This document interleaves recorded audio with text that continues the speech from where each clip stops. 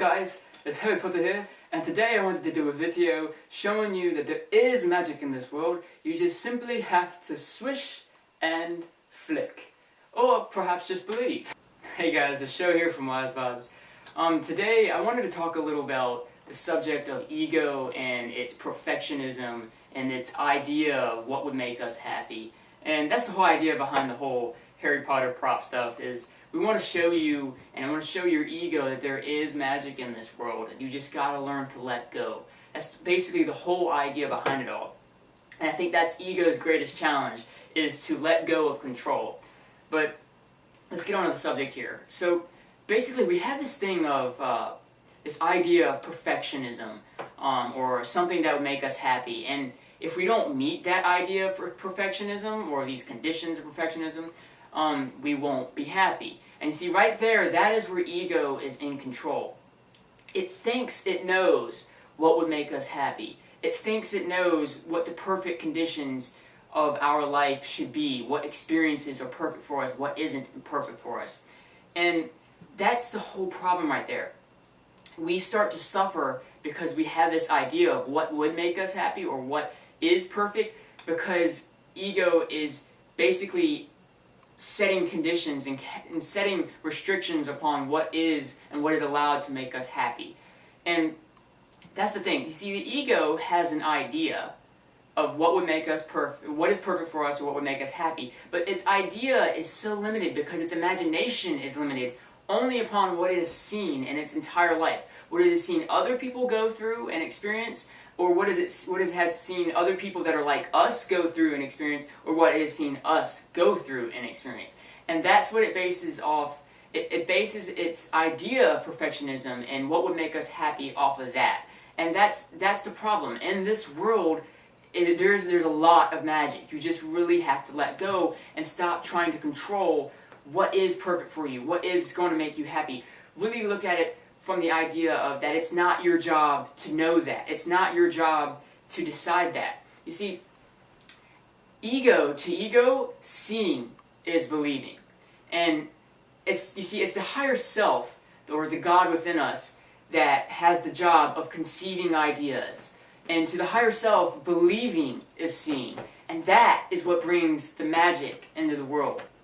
If you really think about it, the higher self, the whole idea behind believing is seeing, is that the creation and what can be created in this life is basically unlimited at all.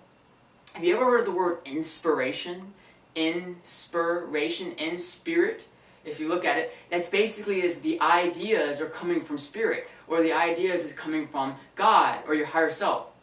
And I'm sure everyone's been through this experience, but I've also been through it myself, and it can be really frustrating. When someone tells you something, like let's say you told somebody something, I know they don't believe it, and they said, I'll believe it when I see it. Well, I know they can be very frustrating, and I think it's frustrating for everyone because we're supposed to be, or it's our natural state, to be acting out of our spirit, to actually be acting in the believing is seeing instead of the seeing is believing idea.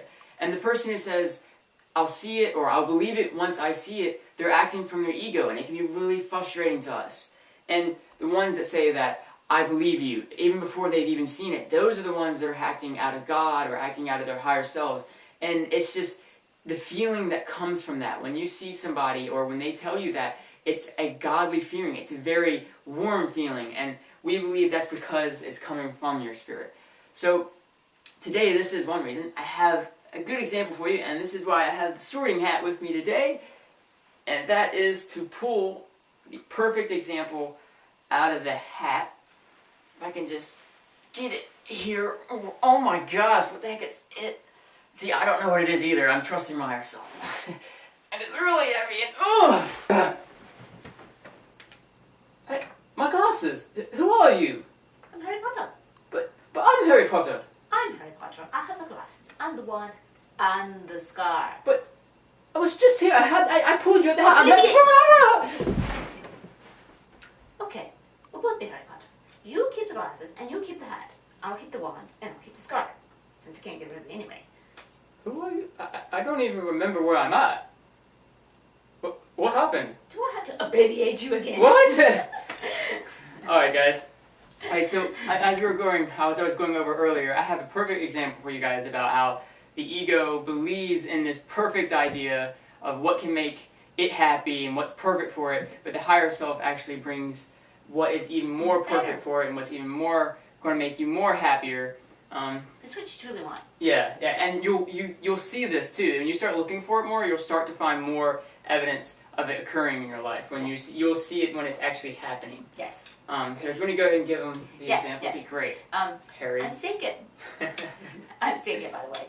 Some of you know me from the Wizard's Message. And speaking of the Wizard's Message, we started that as an online story. And at first, when we started it, we used a web page, and I made 2 columns for this to make it look like a story. And one day we were doing something or another, and I was getting very frustrated, and Sho just came out and asked me, "What do you really want?" And I took a deep breath. I knew exactly what I really wanted. It's like, I want something that looks like a real book that flips the pages. And I hesitated for asking for this because I didn't believe it was available. Now, my knowing what I really wanted was the higher self giving me messages within me, telling me what you really want. But my never asking for it and never really considering it was my ego blocking what it really wanted because it didn't think it existed, because it was limited to what it only has experienced.